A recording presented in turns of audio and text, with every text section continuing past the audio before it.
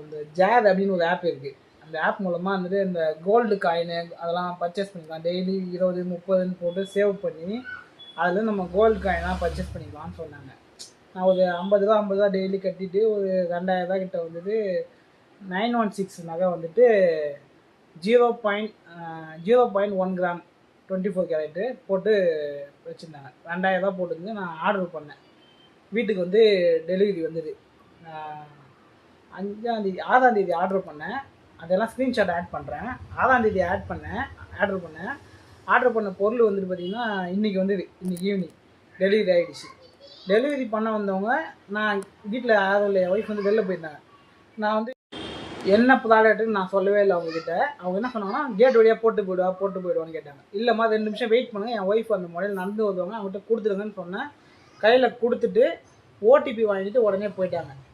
என்ன ஆச்சுன்னு பார்த்தீங்கன்னா வீட்டுக்கு வந்து அதை பிரித்து பார்த்தா உள்ள காயினில் வெறும் அந்த கார்டு மட்டும்தான் இருக்குது. இந்த காட்டுறேன். இந்த கார்டு மட்டும்தான் இருக்குது. ரொட்டேஷன் பண்ணி காட்டுறேன். இந்த கார்டு மட்டும்தான் இருக்குது அதில் உள்ள. நான் ஆர்டர் பண்ணது வந்து பார்த்திங்கன்னா 0.1 கிராமு. ஆனால் இதில் வந்தது 10 கிராம் போட்டுருக்கு. இதை நான் ஆர்டர் பண்ணவே இல்லை. என்ன பண்ணியிருக்காங்கன்னா இந்த கவரை இது வந்து என் ஒய்ஃப் கட் பண்ணாங்க. இதை வந்து கவரு இதை நாங்கள் தான் கட் பண்ணோம். கட் பண்ணி எடுத்தது. ஆனால் அதுக்கு முன்னாடியே பார்த்தீங்கன்னா இது சின்னதாக ஒரு கேப் இருக்குது பாருங்கள். இது ஏதோ எடுத்துட்டு அப்படியே பார்த்தீங்கன்னா தெரியும். அப்படியே எடுத்துட்டு ஒட்டிடுறாங்க. இது ஃபுல்லாகவே இந்த லைன் ஃபுல்லாகவே எடுத்துகிட்டு திருப்பி ஒட்டிடுறாங்க.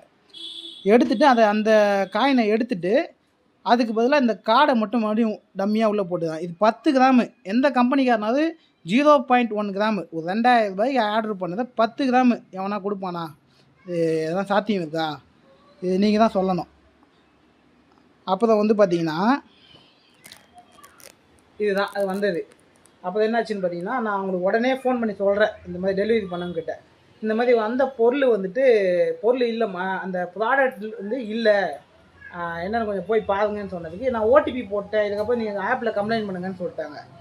நான் கூட செக் பண்ணேன், நான் கூட அதில் இல்லாத மாதிரி தான் இருந்தது அப்படின்னு சொல்கிறாங்க. அவங்க அந்த பொருளை பிரிக்கலைன்னா அவங்களுக்கு எப்படி இல்லாத மாதிரி இருந்தது? நான் அந்த ரெக்கார்டிங் பேசின கான்வர்சேஷன் ரெக்கார்டிங் உங்களுக்கு ஆட் பண்ணுறேன், அதில் பாருங்கள். அதில் இல்லைன்னுன்றது அவங்களுக்கு எப்படி தெரியும்? அந்த பொருள் அதில் இல்லை அப்படின்றது அவங்களுக்கு எப்படி தெரியும்? அவங்க சொல்கிறாங்க நான் கூட இல்லாத மாதிரி தான் நான் பார்த்தேன் அப்படின்றப்ப சொல்கிறாங்க. நான் என்ன பண்ணேன்னா போலீஸ் ஸ்டேஷனில் போய் கம்ப்ளைண்ட் பண்ணிட்டேன். போலீஸ் ஸ்டேஷனில் கம்ப்ளைண்ட்லாம் பண்ணியாச்சு. என்ன சொல்ல வரேன்னா அந்த ஜேர் ஆப்பில் ஆர்டர் பண்ணாதீங்க. அது பண்ணால் வந்து சில பேர் யூடியூப்பில் போட்டுதாங்க வருதுன்னு, ஆனால் வந்துட்டு எனக்கு வரல. என்னுடைய கருத்து அதுதான். என்னை வந்து டெலிவரி பார்ட்னர் தான் ஏமாத்தினாங்க, எனக்கு நல்லா தெரியுது. அது கடவுளை தான் தெரியும். நான் அந்த ரெக்கார்டிங் ஆட் பண்ணுறேன், அதை கேட்டுட்டு கமெண்டில் சொல்லுங்கள் என்னன்னு பார்க்கலாம். ஹலோ நான் கொஞ்சம் வீட்டாண்ட கொஞ்சம் போய் பாருங்க. அது டெலிவரி அன்பாக்ஸ் பண்ணதும் உள்ளே பார்த்தீங்கன்னா ப்ராடக்ட் இல்லைன்றாங்க. ஐயோ, நான் டெலிவரி வேற மார்க் பண்ணிட்டேனே அண்ணா. அந்த ஜுவல்ஸா? என்னம்மா? அந்த ஜுவல்ஸா நகையா? ஆமாம் ஆமாம். அது நீங்கள் அந்த வெப்சைட்ல போயிட்டு ரிட்டர்ன் போடுங்க அண்ணா. நானே அதுதான் பார்த்தேன், இது இல்லாத மாதிரி இருக்கே அப்படின்னு சொல்லிட்டு.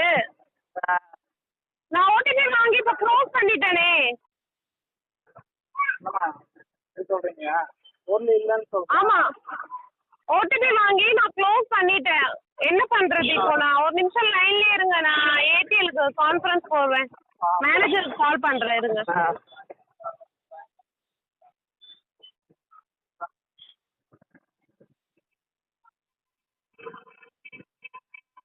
The person you are speaking with has put your call on hold. Please stay on line. நீங்கள் பேசும் நபர் உங்கள் அழைப்பை ஹோல்டில் வைத்துள்ளார். தயவு செய்து லைனில் காத்திருக்கவும். आप जिस व्यक्ति से बात कर रहे हैं उसने आपकी कॉल को होल्ड पर रखा है. कृपया लाइन पर बने रहें. The person you are speaking with has put your call on hold. Please stay on the line. நீங்கள் பேசும் நபர் உங்கள் அழைப்பை ஹோல்டில் வைத்துள்ளார். தயவு செய்து லைனில் காத்திருக்கவும். ஹலோ அண்ணா, லைன்ல தான் இருக்காங்க, டிஎல் லைன்ல இருக்காங்க. ஹலோ சார், சார் இப்போ ப்ராடக்ட் ஒன்று ஆர்டர் பண்ணோம். இப்போ திறந்து பார்த்தா உள்ள பொருள் இல்லை, கோல்டு இல்லைன்றாங்க வீட்டில். சரி சார், அது வந்து நாங்கள் எங்களோட ஒர்க் வந்து டெலிவரி கொரியர் சார். நாங்கள் டெலிவரி மட்டும் தான் பண்ணுறோம். அதில் ஏதாவது ப்ராடக்ட் மிஸ்மேட்ச் வச்சு ஏதாச்சும் இல்லைனாலும் நீங்கள் எங்கே ஆர்டர் பண்ணீங்களோ அங்கே தான் சார் கம்ப்ளைண்ட் ரைஸ் பண்ண முடியும். அப்படிங்களா?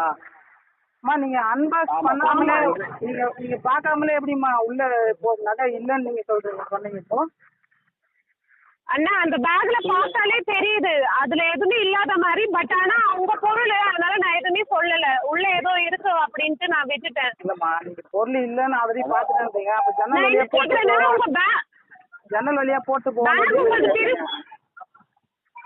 ஆமா, உங்க வீட்டை நான் ரொம்ப நேரம் நிக்க முடியும். அப்படியே நான் தேடி கொண்டு போய் எதுக்கு பொருளை கொடுக்கணும்? ரொம்ப நேரம் நிக்க முடியல என்னால. அதுதான் என்ன பொருள் அதுல இருக்குன்னு எனக்கு தெரியாது.